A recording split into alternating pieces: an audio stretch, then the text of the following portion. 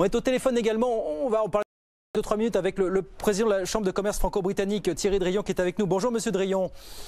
Bonjour. Merci d'être avec nous 2-3 minutes. Quand vous entendez ce que nous dit Monsieur Sagnard à l'instant, patron d'une entreprise de transport, est-ce que vous dites, mais ce commerce entre la France et la Britannique que vous défendez, que vous soutenez, dont vous faites la promotion, est-ce qu'il va pouvoir reprendre un tant soit peu normalement après le 1er janvier pour vous, Thierry Drion, fondamentalement?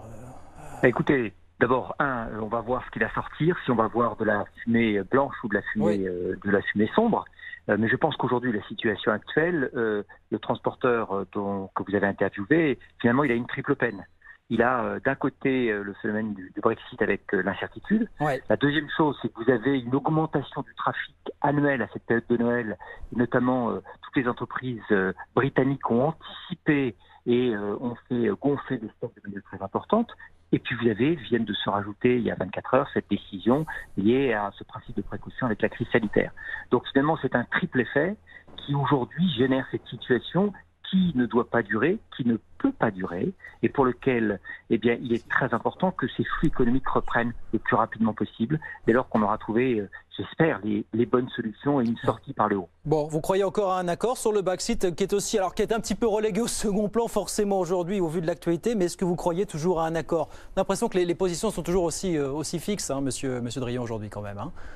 Écoutez, je ne sais pas lire dans la mare de café. La seule chose, c'est que j'espère qu'on va sortir par le haut. Oui. Que même s'il y a un accord, il y aura énormément de travail à faire pour l'ensemble du monde économique.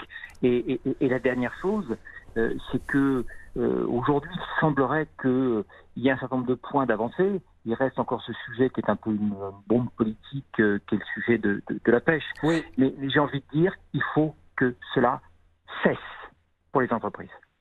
Parce que les entreprises ne sont pas prêtes non plus. C'est aussi ce que vous nous dites en filigrane. Parce que beaucoup d'entreprises ne sont pas prêtes, quel que soit ce qui arrivera le 31 décembre prochain, Monsieur Drion. Ça, c'est une réalité.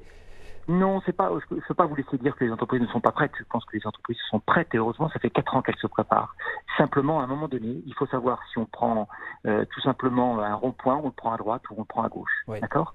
Et là maintenant, il faut qu'on sorte de cette affaire et que surtout on puisse travailler sur le détricotage, parce qu'on parle beaucoup d'un accord, mais des quelques 682 accords bilatéraux et multinationaux qu'il y a sur chacune des industries, chacun des segments. On parlait du transport tout à l'heure, mais chacun des segments doit être impacté par cette décision à venir. 682. Ah, si vous me dites que ça peut se faire en 10 jours, je vous crois volontier, Monsieur Drion. Voilà, vous avez l'air d'être optimiste sur ce coup-là quand même. Hein, Écoutez, le calme est un muscle puissant.